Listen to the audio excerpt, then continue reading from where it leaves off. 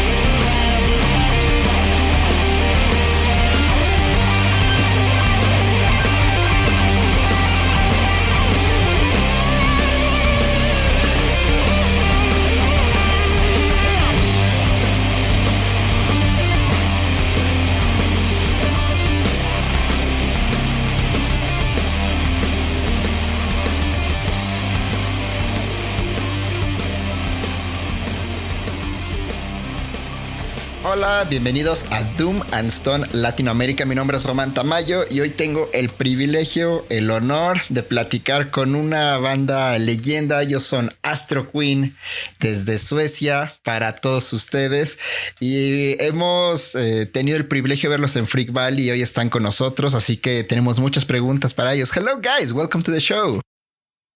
Thank you so much. It's a honor to be pleasure. Here. Oh, it's my honor. How are you guys? We're good. We're having a little band meeting. We are missing Eleanor tonight. She's homesick. And we Oh, are actually finally putting the remastered version into submission with a bonus track on not on social media. We're putting it on Spotify and iTunes, Apple Music, Bandcamp, everywhere. Digital areas.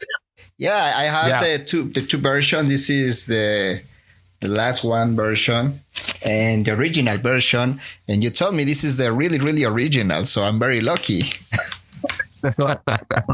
With a very old logo. Wow. So the first question is related with your first earliest music memory. So can you tell us which band or singer changed your life, your perception, probably when you were a kid? So tell us about your first encounter with music. Oh, I think we come from really different musical backgrounds. And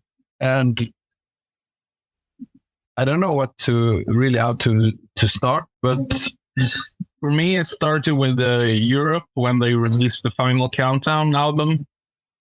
And when I, you know Europe. Yeah, of course. The final countdown. Of course. Yeah, I think basically it started, at least I can speak for me and Daniel. It started with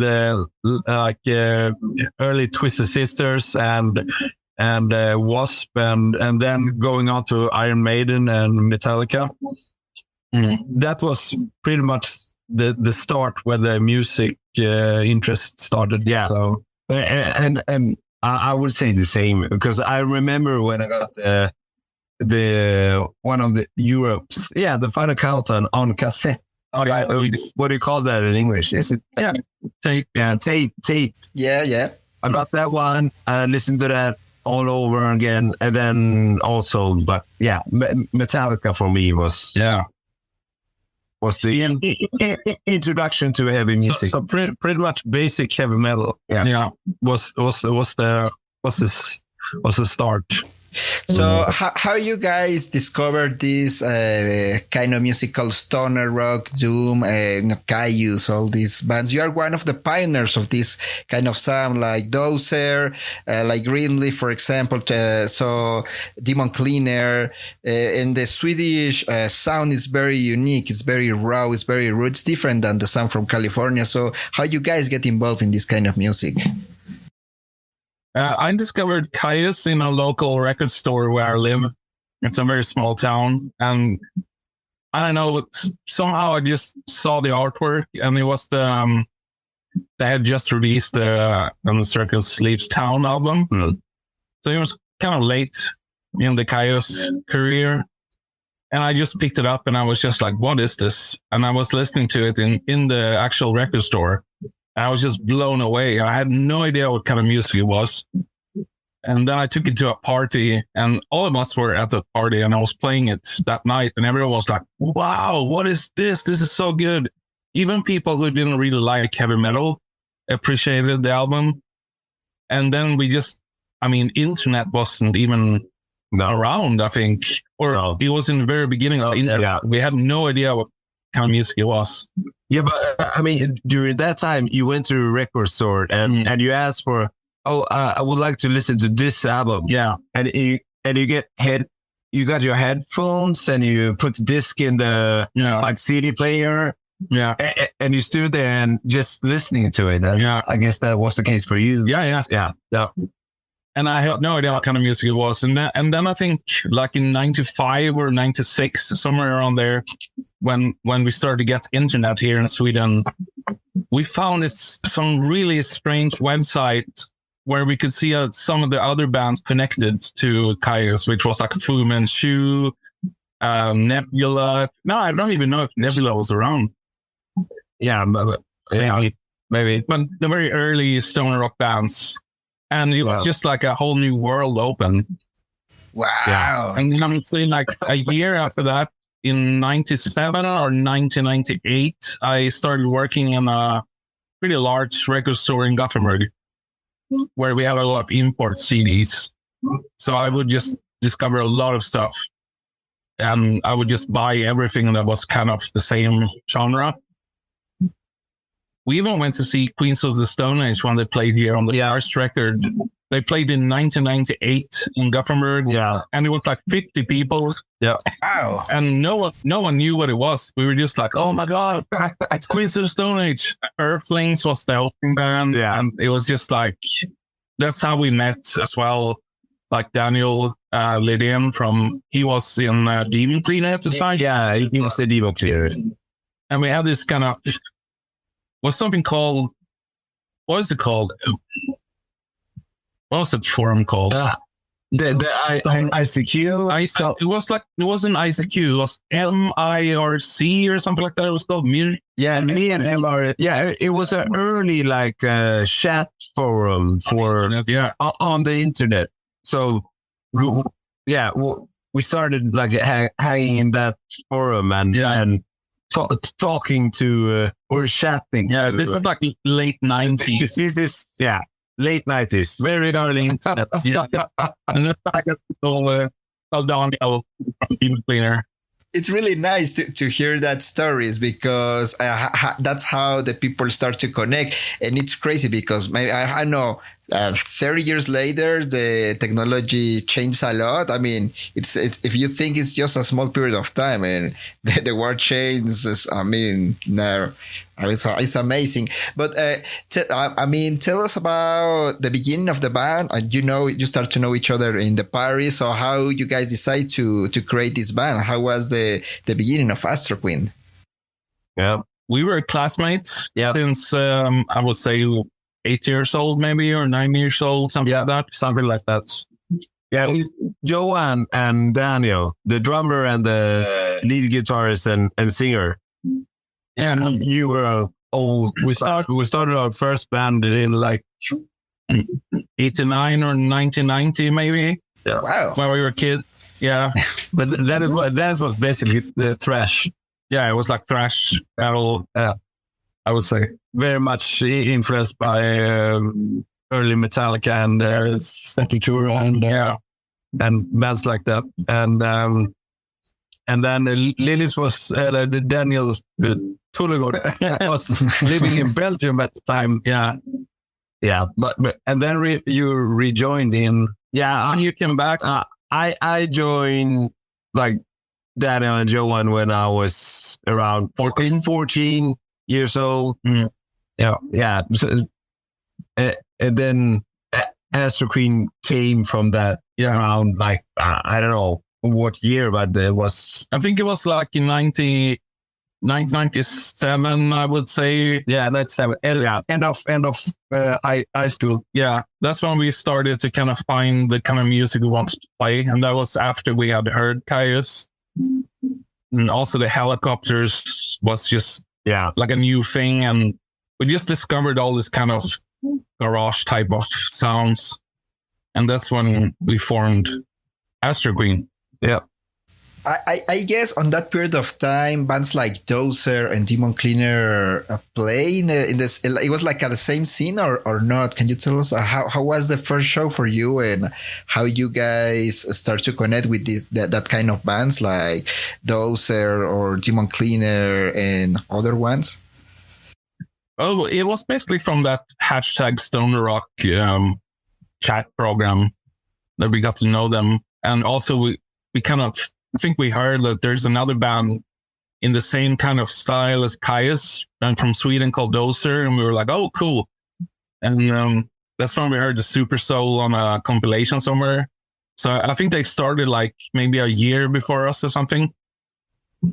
And then we just connected. Yeah. Yeah. It was everything was very random at that time. So it was not like you can see them on social media or so. You just heard, it was rumor wise. You heard, okay, there's this band called Dozer that may be doing something in the same area. Yeah. So, but we didn't. It took a long time before we actually got to meet them, and not that long. It was in 99. Yeah, maybe 99. But I mean, this was before internet. Yeah, so we just encountered them on a gig or. Yeah. Okay, you're playing you're into stone rock as well. Yeah. It Well, was a really small scene as well. yeah. There was a lot of bands, but I mean, on the shows and stuff, there wasn't that much people. No. And we met some of the guys from Dozer, Greenleaf, Lowrider. Lowrider, some.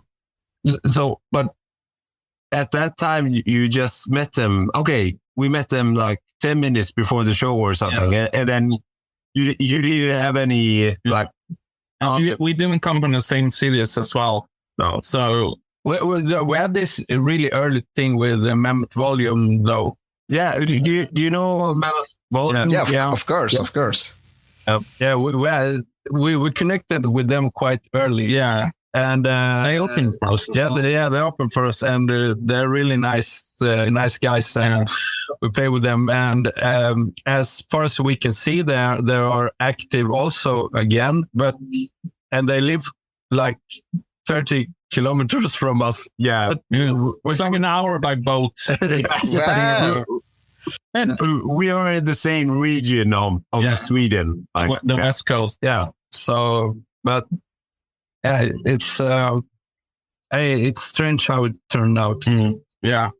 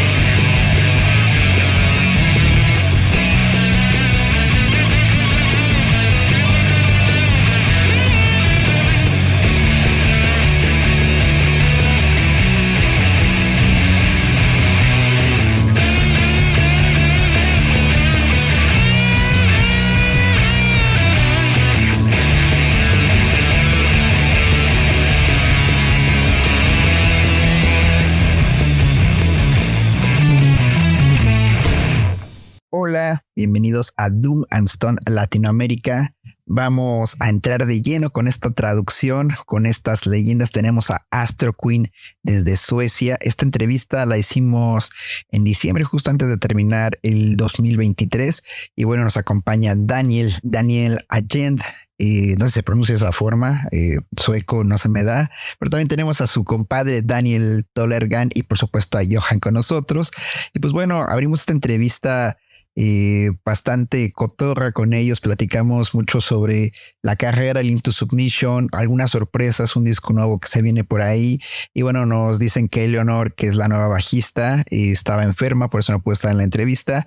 Y pues bueno, la razón por la que estamos aquí es para anunciar que Into Submission está remasterizado, está en todas las plataformas y tiene bonus tracks.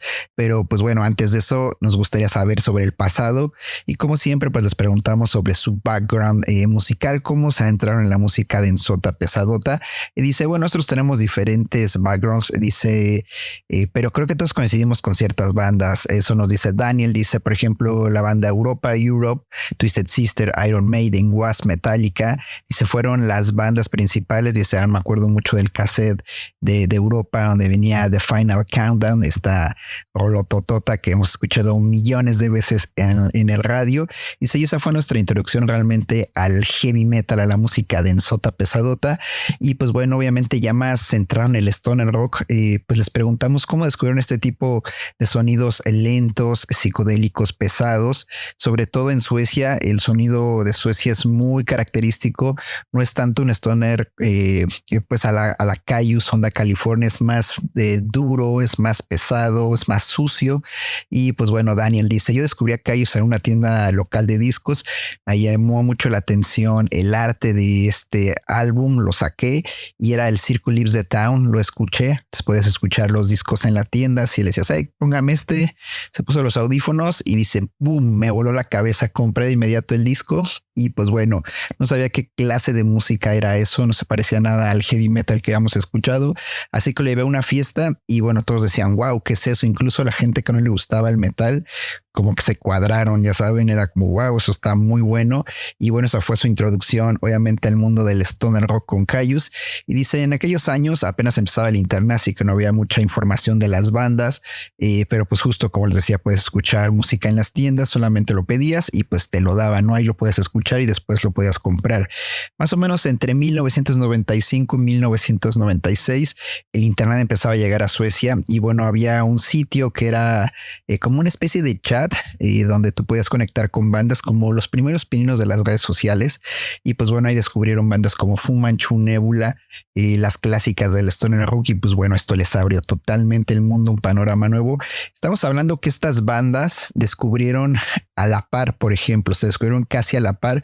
O sea, Fu Manchu no era una super leyenda, Nebula tampoco era gigante, no son los monstruos que conocemos hoy en día, eran bandas que estaban ahí. Y pues bueno, eso era algo bonito, creo que algo muy, muy padre. Y pues bueno, dice Daniel que entre el 97 y el 98 trabajó en una tienda grande de discos allá en Gotemburgo y descubrió muchas bandas, compraba muchas cosas y se acuerda de Queens of the Stone Age. Dice, fue una banda que descubrí ahí cuando acaban de salir y dice, cuando vinieron a Gotemburgo en 1998 había solamente 15 personas y estábamos nosotros, y dice, ahí estaba Daniel Leiden, que era el de Demon Cleaner, del baterista de Demon Cleaner en ese tiempo. Entonces pues ellos fueron de los afortunados en ver a Queens of the Stone Age en su primera gira en Europa. Y pues bueno, después dice que había este sitio de internet que les platicaba como un chat y pues ahí empezaron a conectar con más bandas, así que ese fue su introducción al stoner rock. Y después pues les preguntamos ya en forma cómo formaron Astroqueen y dice, bueno, nosotros éramos compañeros de clase desde los 8 o 9 años. Dice Johan y Daniel, el guitarrista y voz, dice, tenían una banda de thrash con influencia de Metallica y Sepultura en los años 90, 1990, y Daniel Tolergård vivía en aquel tiempo en Bélgica, pero él regresó justamente a Suecia cuando tenía 14 años y un año después empezaron Astroqueen Y pues bueno, en el 97 ya tenían esta banda y querían sonar justo como Cayus, como los Helicopters, tener un sonido fresco, algo nuevo, que era lo que estaban escuchando. Y pues yo les hago ahí como una pregunta sobre estas bandas pioneras como Dozer, Demon Cleaner, Lowrider, si las conocían, cómo se conocieron, porque pues son los pioneros de este tipo de sonidos en Suecia y en realidad pues también pioneros en el mundo de este stoner sueco. Así que pues bueno, dice, usábamos en este programa de chat una especie de hashtag que era Stoner Rock y nos dimos cuenta que había otras bandas similares como Cayus aquí en Suecia. Así descubrimos a Dozer, que en ese tiempo acaban de sacar el Super Soul. Así que pues bueno, ellos eran creo que un año más viejos que nosotros y dice, todo era muy random en ese tiempo. Dice, no había tanta información, todo era rumores. Se decía que había bandas que tocaban lo mismo en esta región, en aquella región, pero pues no había redes sociales, no había forma de comprobarlo. Así que nos tomó bastante tiempo poder conocer estas bandas y desde los shows eran muy pequeños, no había gente, por supuesto. Y ahí descubrimos a Greenleaf, a Lowrider y dice, una banda con la que sí tuvimos mucho contacto y con lo que nos llevamos muy bien fue Mammoth Volume. Y pues bueno, ellos abrieron un show para nosotros. Eran unos chicos increíbles y vivían relativamente cerca, a 30 kilómetros de nosotros, así que estábamos en la misma región de Suecia. Así es como inicia este viaje trepidante de Astroqueen. Vamos a escuchar una canción de ellos y continuamos en esta entrevista aquí en Doom and Stone Latinoamérica.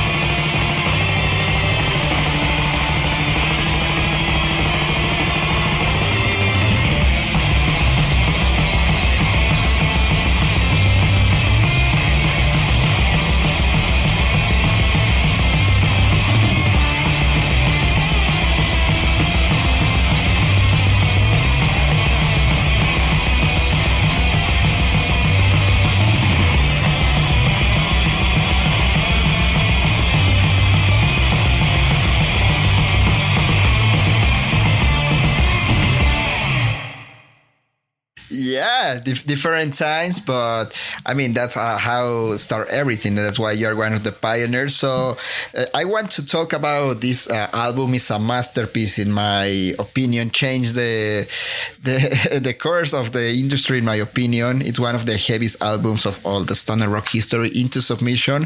So I'm very curious about how you guys create a basic.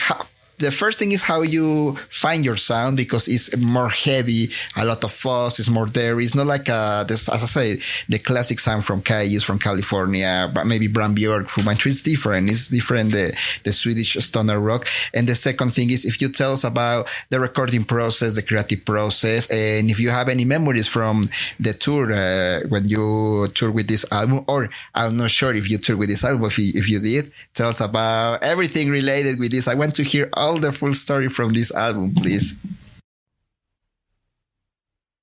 Yeah.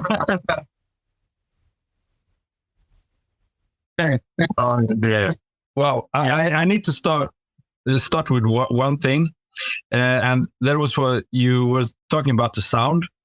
And I actually believe the sound of our album comes from I think it comes from our roots. Yeah.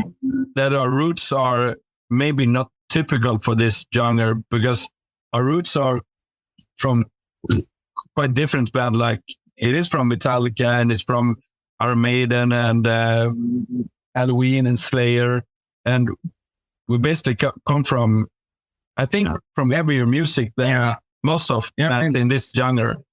So, and I don't know. That's that's it. Yeah, I think like how we made the songs, they are more like inspired from our roots in that kind of way, like old metal music. Yeah.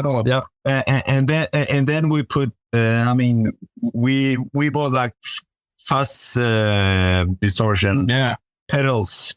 Yeah. So and we just cranked it up to 10. Yeah. And when we recorded Into Submission, it was like, we need to add fuzz on our tunes. Yeah, it was basically maximum amount of fuzz. And and also including a legend like Andy LaRocque to the album. Yeah, was and that was not our choice from the beginning. Yeah, it was the label. They suggested Andy, and we were like, "Oh, that sounds cool." And I called him. I was working at the time at a factory, and I just called him, and he was such a nice guy. And he was like, "Yeah, do you want to do the album?" And gonna do 4 weeks in May and June of 2000. And we just booked the studio, and we were really prepared when we went into the studio. And it was like amazing. We're going to do an album with King Diamond guitarist Aaron LaRocque. Yeah. And I find the thing to that also is that, I mean, during that time, we were around our 20s. We were 20 years old. And we had a record label. And they told us, but I mean, you have a budget. You can go into a studio and we will pay for it. Wow. So, I mean, that was really strange for us. Yeah. And when we talked to them, and then Andy came out with, but you should visit Andy LaRocque. I mean, he has a studio in Gothenburg. Okay, we can go there. Yeah, but we were such noobs. We didn't know anything. No. We didn't know. Basically, pretty much, how to tune your guitars, and I almost knew how to tune my bass. We were such noobs. So we spent the summer there for 4 weeks, 4 or 5 weeks, and awesome. How was the process to work with Andy? Because I know he is more like a heavy metal or, King Diamond, all that kind of stuff, but this is a different sound. Yeah. So how he react to this new sound, probably for him, how was that? He was so happy with the guitar sound. It's amazing. Yeah, he was like, "Oh, this sounds so cool," and he was really into it. So that was very inspiring. And I think what I remember from the recording that he was like, it was something else. Yeah, it was something new for him. So new for him, because we came like, okay, we need to bring a lot of fuss to the recording, and he was like, wow, okay. Yeah, he hadn't really done it out. Yeah, I remember when we visited the studio for just a preview of the studio. They had this Norwegian black metal band in the studio. Änghede. Yeah, I remember. And he was, you could just tell he was so fed up with recording Norwegian black metal at the time. So he also needed a change at the time. Yeah. Good.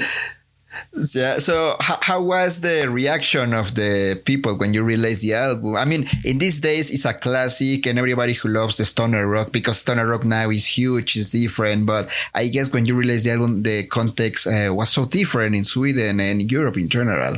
Yeah, I mean, and I mean, when the album was released, most people had the internet, but it wasn't like you didn't have any social media. You didn't have any way to promote it. So I think, I don't know, if it felt like not much happened, really. You couldn't like connect to the release in that way. But I mean, I remember we made many interviews, like with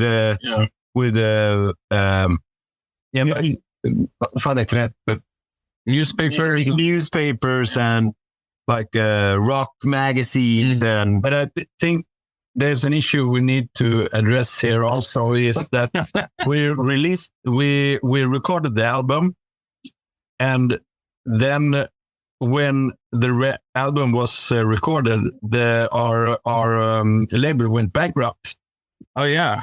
So the album was actually recorded like 1.5 years before it was released. Yeah, that's true. So the company went bankrupt, and we had this promise of it was supposed to be a big promotion thing and everything. And then the company went bankrupt, and then the tape was held by the studio for a long time because they didn't get paid. And then afterwards, when the tape was released, it was like nothing. So when the album actually was released, it was like nothing really happened. Wow, that's tough. Yeah, it was this like anticlimax when the album was released. Jeez. And that's the opposite question for you. When you realized that your album became in a classic for a new generation of stoner rock, how you discovered that? Or how, can you tell us about this? Because you record the album was released like, probably it's like nothing, we do something good. But maybe years later, people start to discover the band, the album, and you start to become more like a myth for many people. I mean, when I discovered you, it was like, oh my God, this is amazing. And I tried to find more information. It was not information on internet about you. And the only connection was this split with Buffalo, the band from Argentina. And that's it. But it was a classic for us. So tell us how you discovered that the album became a classic for a new generation. I think that was many, many years later. I think we did a few more songs on like the Buffalo split release as well with Hugo, good old Hugo. Yeah. And after that, the band kind of went idle, and we kind of, life took us in different routes. Daniel, he was very busy with his other bands, Ambassador. And Johan, he kind of quit drums, and I started playing with Hearts of Black Science, and later I did Cripple Black Phoenix. It was just like we kind of drifted apart and didn't really think about the band that much. Yeah, for many years. Yeah, for many years, until someone told us that, you have a lot of listeners on Spotify. We were like, what? Is the album on Spotify? Oh, cool. And then we started to hear from bands like Skräck Ödlan from Sweden, and also Truck Fighters, that they were really inspired by our music. And we were like, oh, cool. We had no idea. So we were kind of disconnected from the whole scene for many, many years. And then when we decided to start playing again, it was just like this is so much fun to be back in the room together again and be playing. Yeah.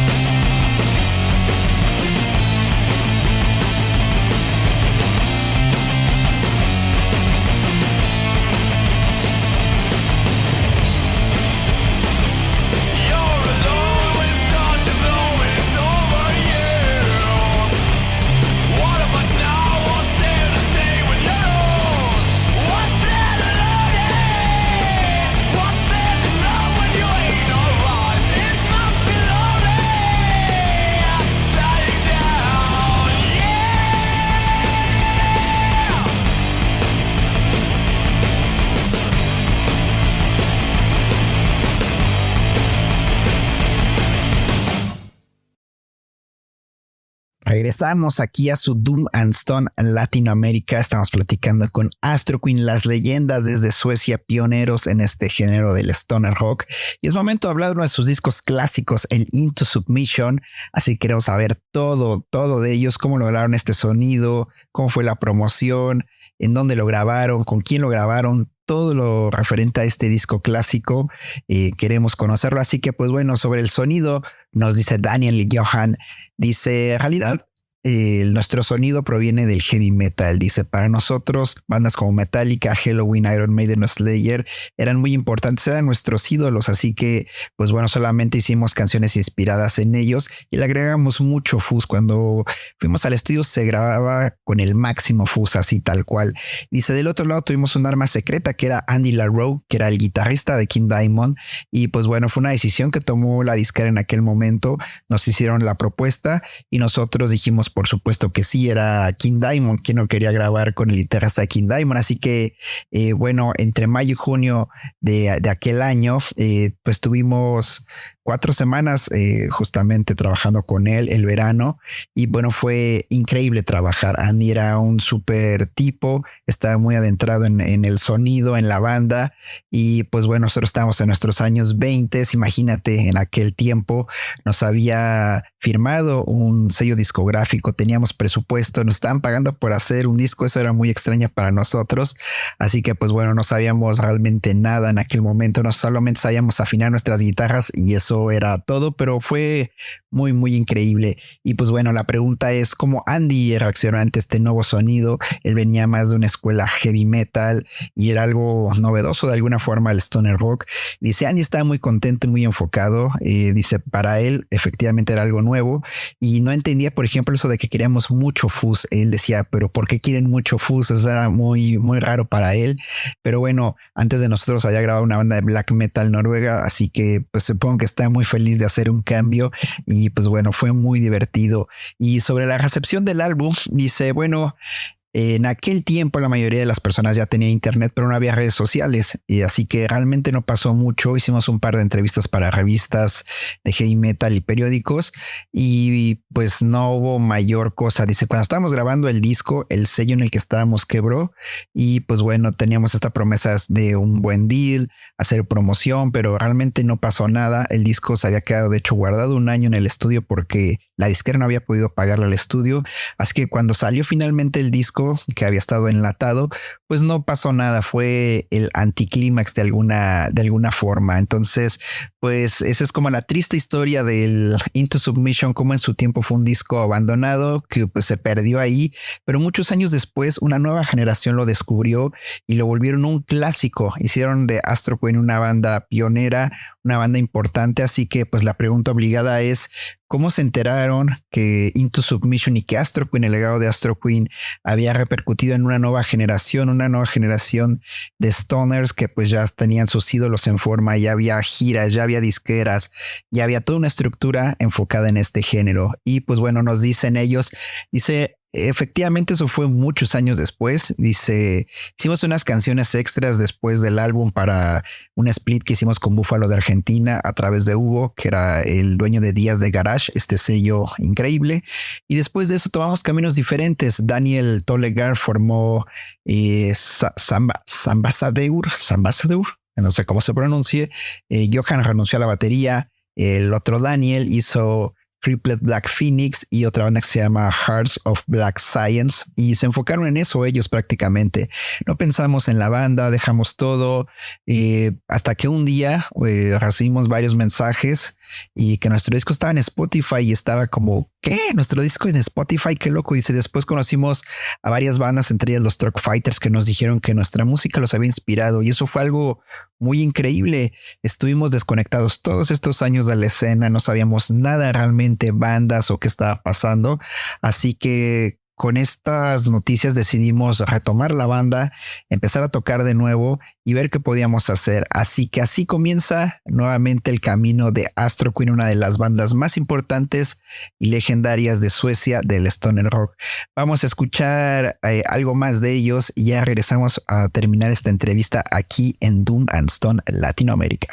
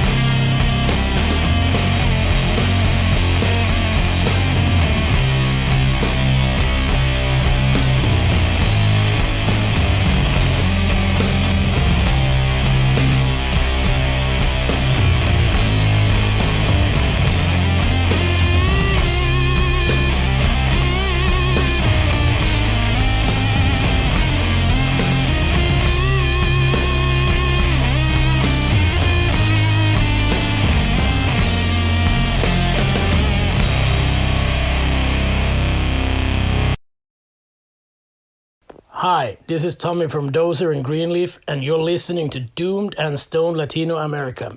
Stay heavy. Estamos de regreso aquí en su clásico Doom and Stone Latinoamérica. Seguimos platicando con las leyendas Astroqueen. Esta es la última parte de esta entrevista, esta escena increíble que tanto nos ha dado bandas como Lowrider, Dozer, Demon Cleaner, Mammoth Volume, Astroqueen. Muchas joyas increíbles que han salido de esta escena sueca. Pero bueno, regresemos. Les preguntamos cómo se dio este split con la banda Buffalo de Argentina, con El Pastor. Y bueno, dice, yo me acuerdo que eso fue hace como 20 años. Y dice, realmente no te puedo decir cómo pasó. Dice, según yo, o lo que creemos nosotros, es que fue a través del MySpace. Creo que teníamos una página de MySpace y por ahí nos contactó Hugo de Días de Garage y nos propuso hacer nuevas canciones para este split con Buffalo. Creo que de esta forma pasó, no están muy seguros.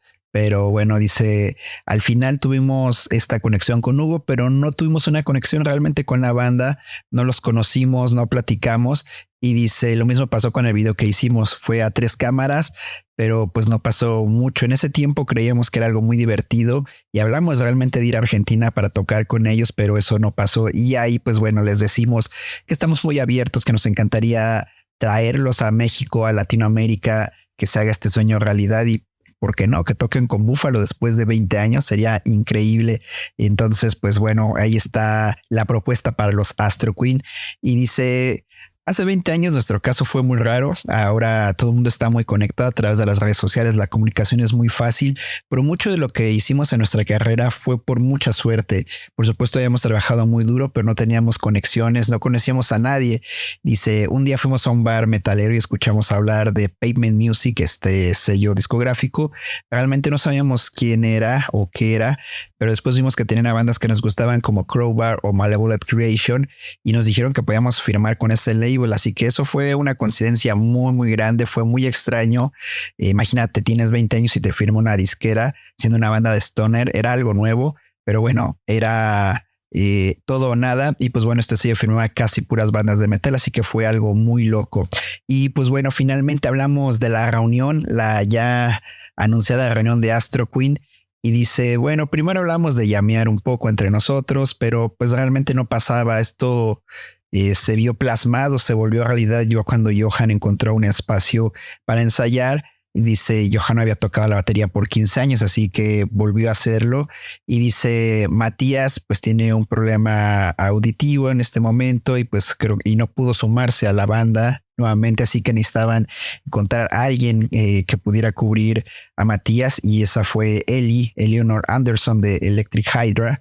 Y pues bueno, empezamos a llamar un día en el cuarto y a ver cómo se sentía. Dice, esto es mucho de vibras, nos divertimos mucho y en realidad solo hicimos un ensayo sin Eli y después cuando vino ella todo se sintió como natural, muy cómodo, así que volvimos a hacer una banda. Entonces pues bueno, no habíamos tocado en hace mucho tiempo, en cerca de 10 años, y la primera canción que tocamos fue Planet 2 y Eli se la sabía, fue algo muy natural, como si encajara ahí a la perfección. Y pues bueno, también nos dicen que es importante recalcar que cuando hicieron el Into Submission no habían tocado muchos shows, o sea, entre 1999 y 2005 solamente hicieron alrededor de 15 shows. Entonces dice, cuando tú nos viste en Freak Valley el año pasado fue el show más grande que hemos hecho como banda. Dice, antes de eso el show más grande había sido cuando la abrimos a Unida en 1999. Normalmente tocábamos para 100 personas y eso era todo. Somos una banda que está acostumbrada a shows pequeños, pero fue muy increíble tocar en Freak Valley. Y dice, sin duda ahora somos mucho mejor en vivo de lo que fuimos en los años 90, 2000 por supuesto. Y los planes a futuro, agárrese de aquí porque se va a volver chango. Tenemos una notición de aquellos. Uno, van a tocar en el Desert Fest en mayo, que es increíble, se lo merecen. El Into Submission está remasterizado y con tracks inéditos ahora en todas las plataformas digitales, Bandcamp, Spotify, lo que usted use, ahí lo puede encontrar. Pero esto es lo importante, están trabajando en un nuevo disco, pero antes de este nuevo disco, ellos encontraron una caja de cassettes con riffs viejos de la época del Into Submission.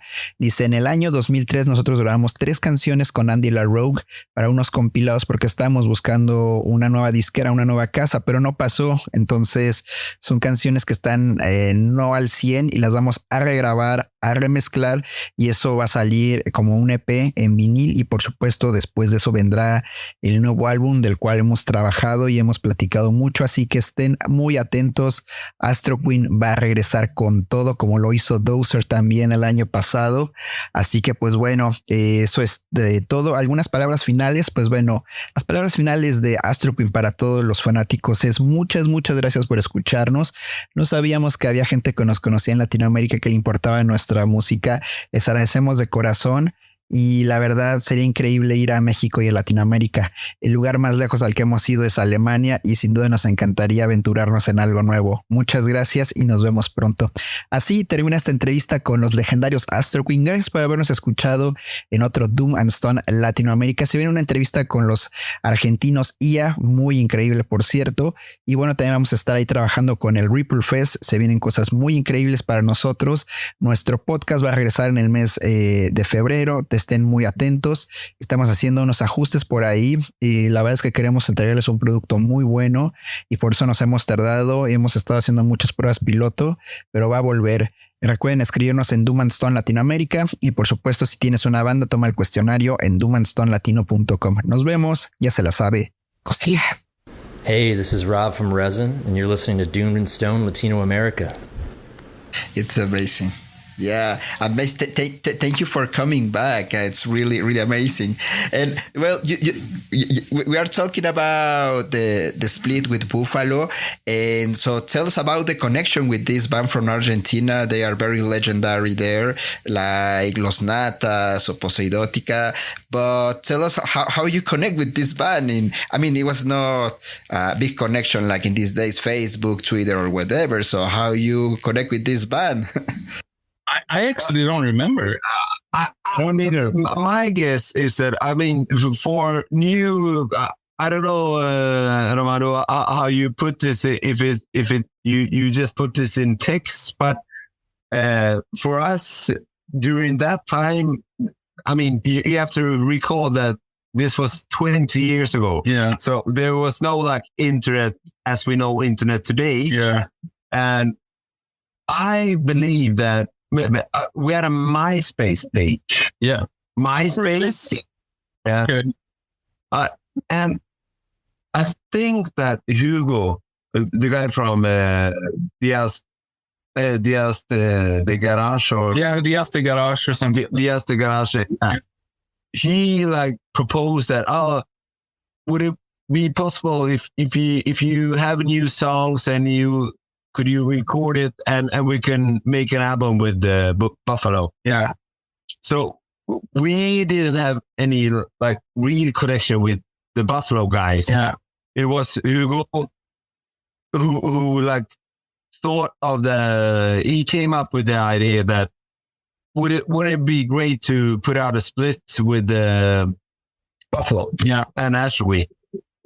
So yeah. And he made a video as well for Crashlander. We kind of just put up like 3 cameras and he would edit. Yeah. And I mean, during that time, we were like, well, this is so much fun. But, and we talked about that maybe it would be cool to play with Buffalo and do something with it. But that never happened. Yeah. But it can happen now, guys. No. I mean, you can help us. They're still around. Yeah, of course. I mean, I'm very curious because also those are relays and split with Los Natas, but they met in California when Los Natas traveled to record Ciudad de Brahman with Dale Crover. And on that time, the guys met to Tommy. Yeah, so they met Tommy and they said, let's make a split, and that's how it works. But it's very funny that you never had contact with the guys of Buffalo. So yeah, it's cool. So strange, but I mean, if that would have happened today, I guess it would have been totally different. Yeah. But during that time, 20 years ago, that was the case. And I think it goes without saying for all of that time that everything that happens during that time everything was like coincidence. Yeah. It was we Well, a lot of hard work. Yeah, it was a lot of hard work. We were like in the rehearsal room 5-6 days a week, just practicing for many years. But we didn't have any connection with the outside.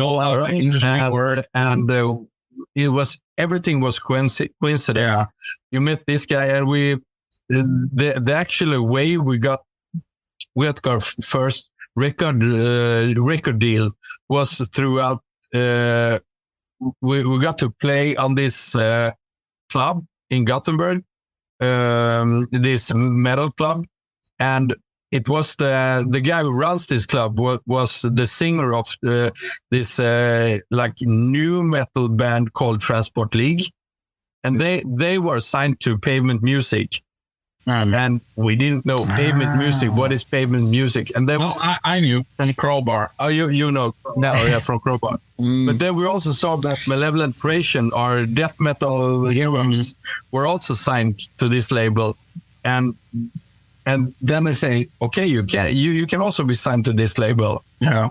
And so everything was very much coincidence, and we didn't give anything much thought. No.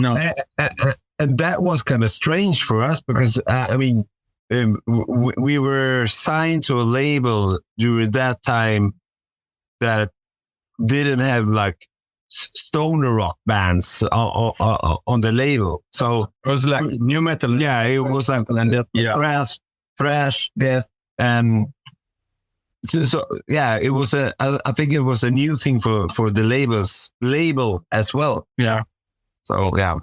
But guys, many years later, you decide to come back, and this is a new generation, a new scene, a big scene. I have the opportunity to see you at Freak Valley, and that was one of my dream come true. So tell us about this reunion. Tell us about this new beginning for Astroqueen. How do you feel, and what's next for you guys?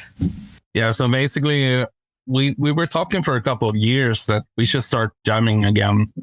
And everyone kind of agreed that, yeah, that would be amazing, but it kind of never happened until Johan found a place to rehearse. And we were just like, let's get together and just jam and see how it feels. Actually, a couple of years ago, we met in your rehearsal room. Yeah. Us three.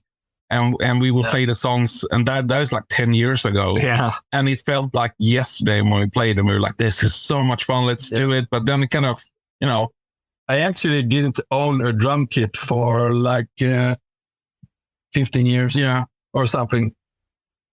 But then when I had to quit, it was like, music is not for me. I have quit. I didn't even own a drum kit for 15 years. Yeah. But it sort of just came back. But then when we kind of decided, okay, let's just meet and see how it feels. And our bassist Matthias, he suffers from tinnitus, ear problems. So we knew he wouldn't be able to do it, but he kind of gave us a blessing to find another bassist. And that's when we asked Ellie to join, and from Electric Hydra. And then we just got together in this new rehearsal room, and we just had a lot of fun, and we were just like, this is so much fun. I think we actually had like one rehearsal without Ellie. Yeah. And then we you knew her from before. Yeah. And we brought her along, and then we just felt like, this is right. Yeah. This is going to work. Yeah. Because this band is all about that we need to feel good with each other. So we cannot have a band where everybody has their own agenda. Yeah. We need to be like a group. Yeah. But and also, I mean, we hadn't played together for 10 years something, or more. Yeah. And we all had the songs in us. So the first song I think we tried to play was Planet Dust from Into Submission. Yeah. And we just tried playing it out. Yeah. And we knew it. Yeah. So we nailed it from the start, from not playing, practicing anything together. So and you also need to mention this from before, because when we recorded Into Submission, we have never been like a touring band. We have done so little live shows. Yeah. We're probably the band who has done the less live shows ever. From 99 to maybe 2005, I think maybe we did like 15 shows maybe in total. So if you see us in the future, Yeah. it's like, oh, Astroqueen live. Yeah. I'm not kidding you. The Freak Valley show was the biggest show by far we have made as a band. Yeah. We have Wow. every show in the past have been like for But 100 people. yeah, but we actually played with Unida in Sweden. Oh, yeah. Unida with Yeah, we open for Unida. we opened for Unida in Wow. Stockholm, Yeah, 1999. 1999. You know. Yeah, and yeah, that was really great show. Oh, you know, Yeah. that was awesome. But I think as a band, we are much better live now with every hour. Yeah. Wow. But guys, definitely you need to come to Mexico. I will try to find the way. Awesome. That will be the craziest things. If Mexico wants us, we will go there. Yeah, we will come. Yeah, we will come. That's amazing. Guys, tell us about your next plans. Any plans for a new album, a new tour maybe? Tell us about what's next for you. So what's next in the near future is we have Desert Fest in London coming up in May. And then also we are going to start working on a new album. Actually, me and Daniel, a couple of months ago, we found a whole bag of cassette tapes of old riffs from like Into Submission days. So we have digitalized all those cassettes and selected a lot of cool riffs. So we have a lot of stuff coming up. And this is the first time we're telling anyone about it. So you are first to know that we have some old riffs that might be new riffs for an album. Yeah. Yeah. So basically, yeah, we recorded 3 songs with Änghede Rock back in 2003. I think one of them, or maybe 2 of them, ended up on some small compilation CDs. During that time, yeah. Yeah, during that time. And it was kind of meant to be just like a promo to find a new label. But then, I don't know, nothing happened. We didn't know what to do with it. But it's really good songs. But we were never really happy with the guitar sound on that session. So we are going to re-record the guitars and mix it again with Andy. And it's going to be like a new version, a re-recorded version of that, those 3 songs. And we're going to do it as soon as we can in 2024. Yeah. And it will be a vinyl version of those songs. So it will be like a true release of that. Yeah. So that's going to be the first thing we put out before we write the next album. Yeah. Well, that would be like a preview to the next album, because we will definitely, Oh yeah, we will do another album. now it's online. Now we have to record a new album. We are. Yes. Well, guys, that's really amazing. Good news for all your fans around the world. And I'm glad you come back. And so let's work in Mexico and maybe Latin America. Hope that will be really good. So, guys, it's time to say goodbye. So, any final words for your fans here in Mexico, Latin America? Thank you for supporting us. It's so cool to know that we have listeners in Latin America and on that side of the world. We had no idea a couple of years ago that people knew us. So it's just amazing. Yeah. And we really want to go. Yeah, if possible, it would be great to come to Mexico and your part of the world and to we have never played outside of Europe ever. Yeah. So Germany is the farthest farthest place we have gone.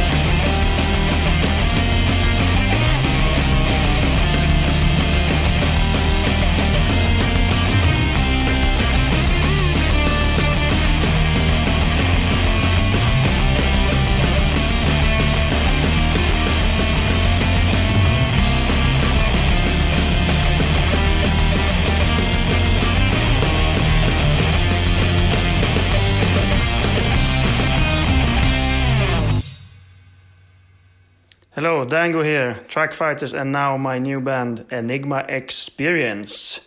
You are listening to Doomed and Stoned Latino America.